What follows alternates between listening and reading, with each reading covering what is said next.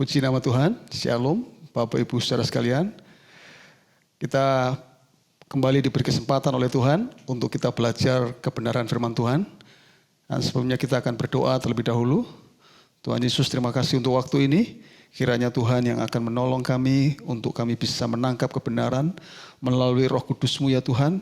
Engkau yang memampukan kami Tuhan, supaya kami bisa mengerti Tuhan apa yang Engkau inginkan, apa yang Engkau kehendaki dalam kehidupan kami dan kami lakukan dalam kehidupan kami. Terima kasih Tuhan. Itu sebabnya kami perkatakan, kami terima kebenaran ini dengan sukacita Tuhan, menjadi bagian dalam hidup kami yang tidak akan pernah terambil dari kami. Di dalam nama Tuhan Yesus kami berdoa, haleluya, amin. Nah saudara, firman Tuhan saat ini saya akan berikan judul The Dangerous Enemy. Nah, apa yang saya maksudkan dengan The Dangerous Enemy? Musuh berbahaya ini, saudara. Yaitu apa? Musuh berbahaya dalam kehidupan kita itu adalah rasa takut, ketakutan. Masih berkaitan dengan peristiwa kematian dan kebangkitan Tuhan ketika Yesus ditangkap dan kemudian Yesus disalibkan.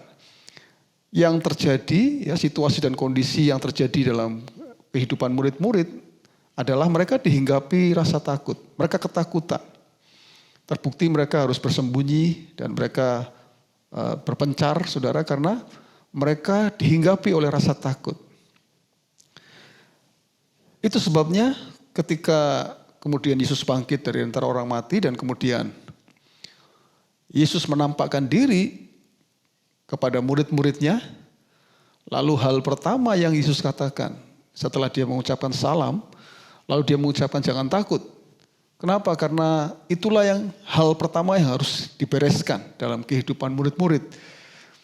Ya, ini menjadi penting buat kita, saudara, yang menunjukkan bahwa Tuhan menginginkan atau Tuhan menghendaki bahwa setiap kehidupan kita orang percaya, ya seperti kepada murid-murid, Tuhan ingin supaya apa? Supaya hidup kita itu tidak dihinggapi oleh rasa takut.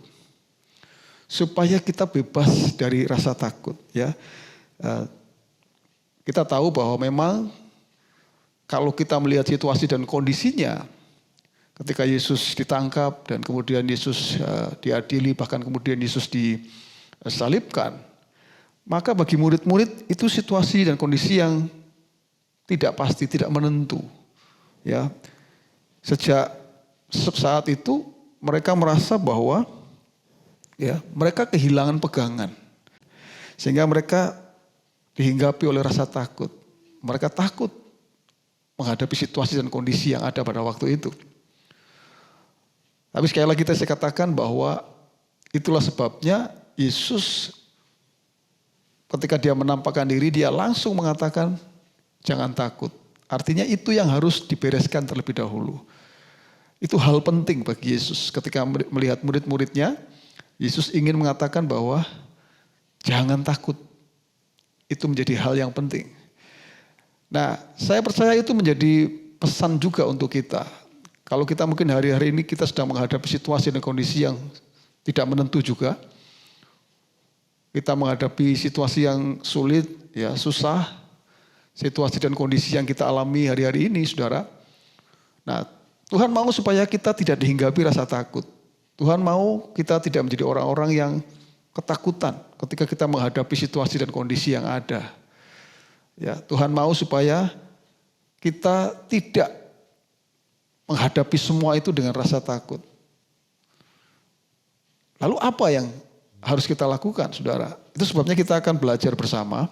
Saudara, kita akan mempelajari satu ayat di dalam kitab Amsal.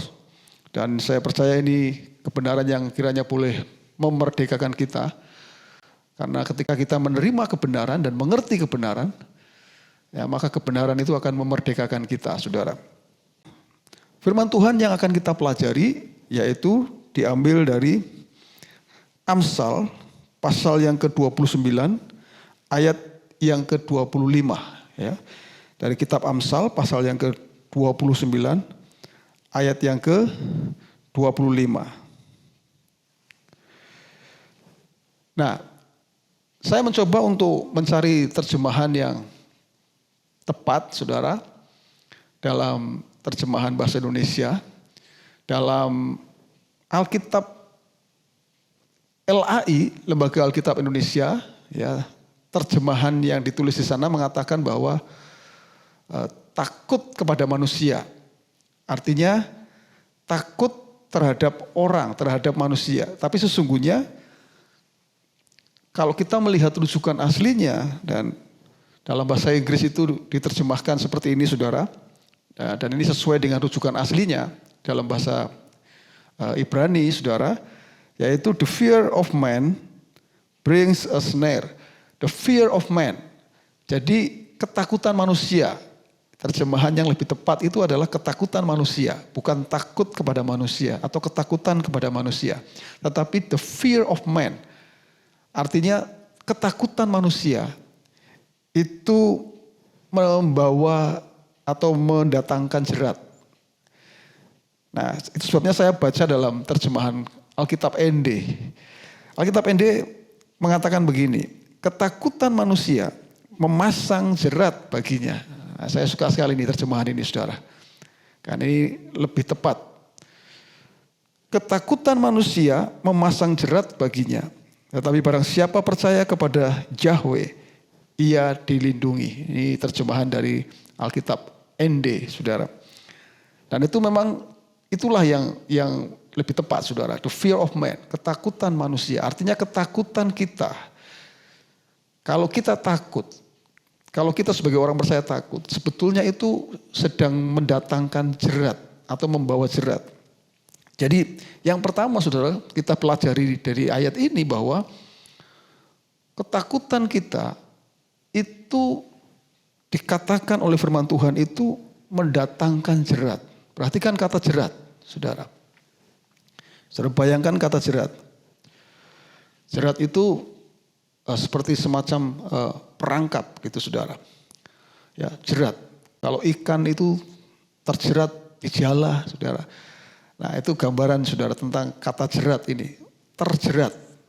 Ya, terjerat. Nah, ketika kita membiarkan rasa takut dalam hidup kita, maka sesungguhnya kita itu sedang memasang jerat bagi diri kita sendiri. Kita sedang memasang jerat bagi hidup kita sendiri. Ini yang Alkitab tulis. Jadi ketakutan kita, atau kalau kita membiarkan kita hidup dalam ketakutan, sebetulnya kita sedang memasang jerat bagi diri kita sendiri. Jerat itu artinya apa, saudara? Artinya sesuatu yang melumpuhkan kita. Jerat itu membuat kita itu tidak akan bisa berbuat apa-apa. Anda bayangkan ikan yang di dalam jerat, saudara, itu tidak akan bisa berbuat apa-apa. Dia mau berusaha bagaimanapun dia nggak bisa berbuat apa-apa, saudara. Kenapa? Karena sekali lagi jerat itu akan melumpuhkan kita. Ya, melumpuhkan kita.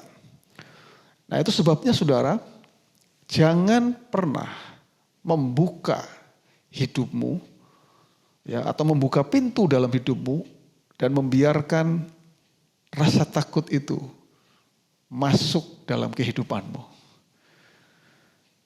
Jangan biarkan rasa takut itu bahkan hinggap, bahkan menguasai kehidupanmu.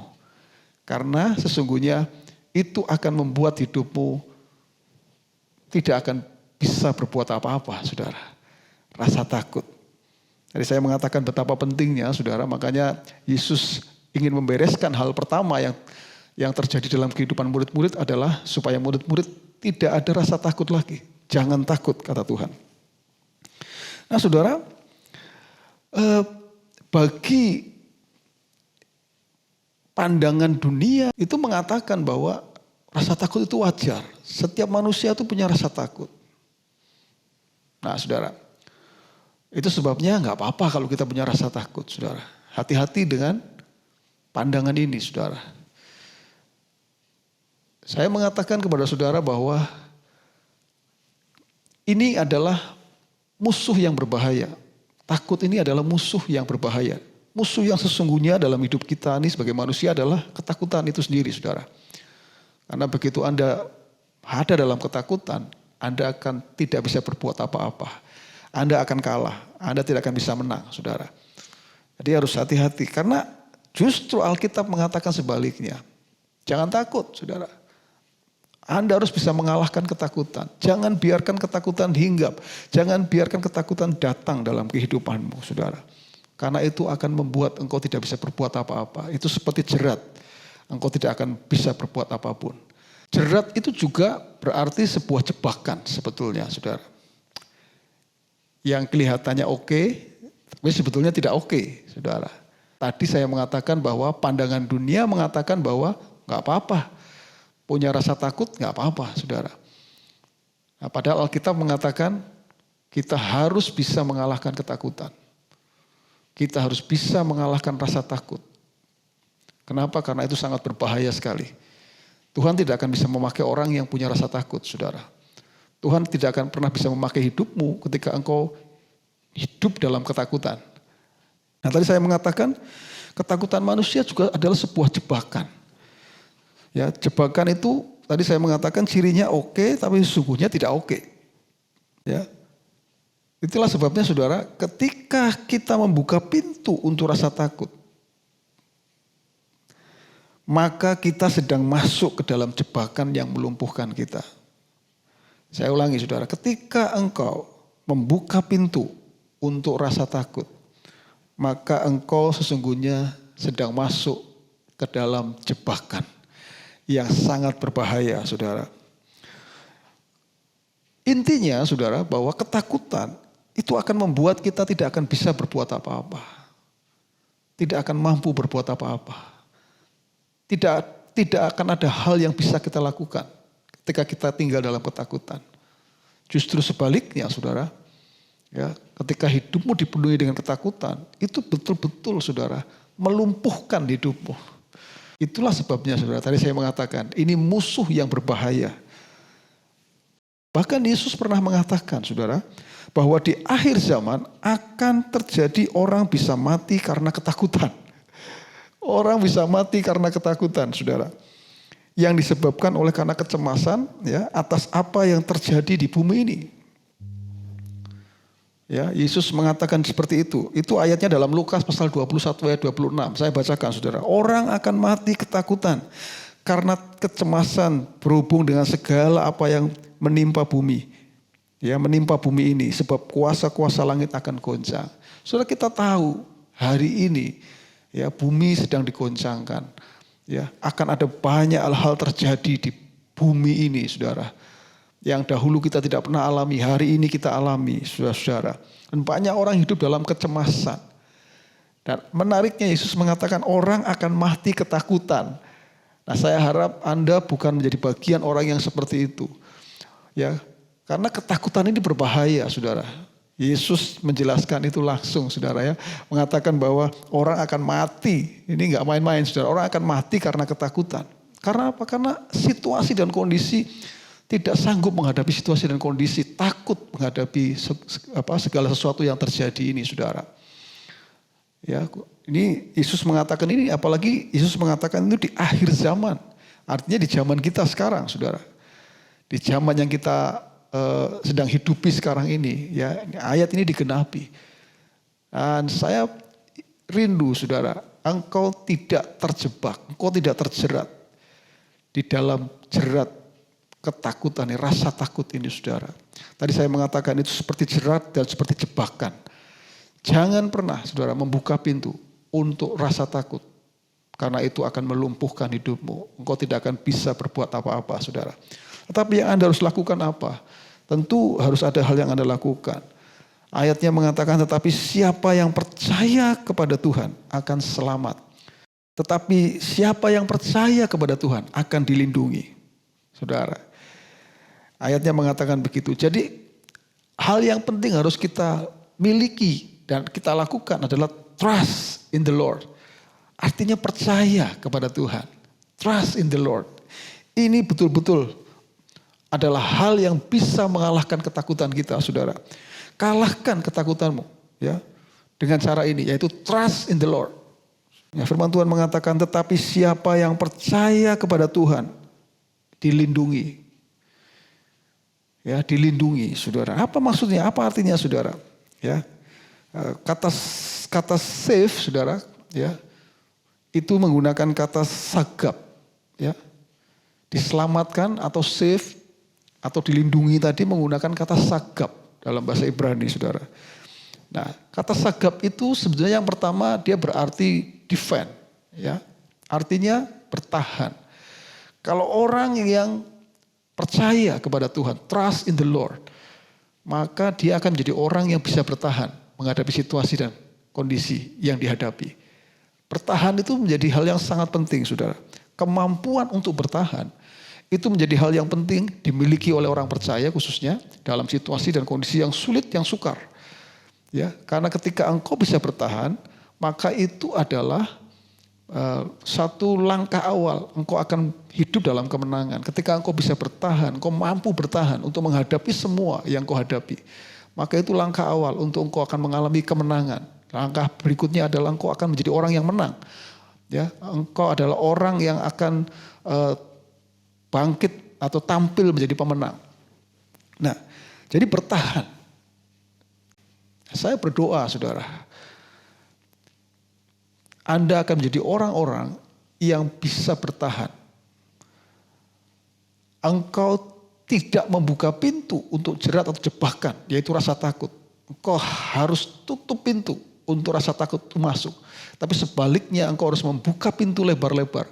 Untuk apa? Yaitu trust in the Lord. Ya, karena apa? Karena engkau akan mengalami sagap, engkau akan mengalami kehidupan yang safe, yang aman, saudara.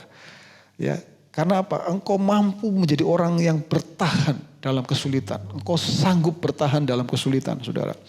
Tadi saya mengatakan, saudara, kemampuan untuk bertahan itu sangat penting dimiliki oleh orang percaya. Ya, khususnya ketika menghadapi situasi yang sulit, situasi yang sukar, maka bertahan itu menjadi penting. Nah, tapi arti yang kedua, safe itu artinya ya selamat atau aman, itu saudara. Ya, tadi yang pertama artinya defense, saudara, bisa bertahan. Tapi yang kedua ini safe, aman, selamat, saudara. Ya, trust in the Lord akan menyelamatkan kita. Selamat itu artinya kita ada dalam keadaan yang aman, saudara. Kalau orang selamat itu aman, gitu, saudara. Alkitab dalam bahasa Indonesia sehari-hari mengatakan, percayalah kepada Tuhan, maka engkau akan aman. Nah, ini yang ditulis oleh bahasa Indonesia sehari-hari. Jadi artinya selamat itu artinya aman, saudara. Nah, kita aman, kenapa, saudara? Karena kita itu diletakkan atau ditaruh di tempat tinggi. Tempat tinggi adalah gambaran tempat yang aman. Semacam menara perlindungan, saudara, ya. Karena kata sagap, ya, dalam bahasa asli itu juga berarti to set on high, ya, securely, saudara. Jadi itu diletakkan. Tuhan men-setting kita untuk kita itu diletakkan, ditaruh di tempat yang aman, di tempat tinggi. Kenapa tempat tinggi, saudara? Karena itu semacam seperti kubu pertahanan, tempat perlindungan. Ya. Dalam konteks peperangan yang ditulis dalam Alkitab sering digambarkan bahwa benteng itu ada di tempat tinggi, kubu pertahanan itu ada di tempat tinggi, sehingga akan sangat mudah untuk bisa mengalahkan musuh, saudara. Ya, sulit sekali untuk ditembus. Kenapa? Karena bentengnya tinggi, kubu pertahanannya itu tinggi. Nah, kita itu diletakkan di tempat yang seperti itu, saudara. Artinya apa? Artinya itu membuat kita aman. Rasa takut itu tidak akan mampu, saudara, menyerang kita. Rasa takut itu tidak akan bisa hinggap dalam kehidupan kita karena ada kubu pertahanan. Ya, tadi saya mengatakan bahwa rasa takut itu seperti musuh, karena memang gambarannya seperti ini, saudara. Kita ini kalau kita trust in the Lord, kita ini dibawa seperti ditaruh di benteng pertahanan. Artinya ada musuh yang akan menyerang kita, yaitu apa? Rasa takut, saudara. Rasa takut itu berbahaya sekali. Itu musuh yang bisa menghancurkan kita, saudara. Itu sebabnya saya katakan bahwa sekali lagi ini menjadi penting, saudara. Anda dan saya harus memiliki trust in the Lord, percaya kepada Tuhan. Karena engkau akan bisa bertahan dan engkau akan bisa aman. Karena engkau ditaruh di tempat tinggi yang tidak bisa dijangkau oleh musuh. Yaitu rasa takut itu saudara. Nah saudara, dalam terjemahan lama, Alkitab terjemahan lama saudara, lembaga Alkitab terjemahan lama, terjemahannya bagus saudara. Terjemahannya demikian saudara. Tetapi orang yang percaya akan Tuhan, ia itu akan ditaruh dalam perlindungan yang tinggi. Nah ini tepat sekali sesuai dengan konteksnya saudara. Bahwa betul-betul kita ditaruh di tempat tinggi, artinya kita aman saudara. Kita tidak perlu takut. Nah, trust in the Lord akan membuat kita tetap aman. Karena kita dibawa ke tempat tinggi. Yaitu suatu tempat pelindungan. Dan Tuhan sendiri yang menjadi tempat pelindungan buat kita. Tuhan sendiri adalah tempat pelindungan untuk saya dan saudara.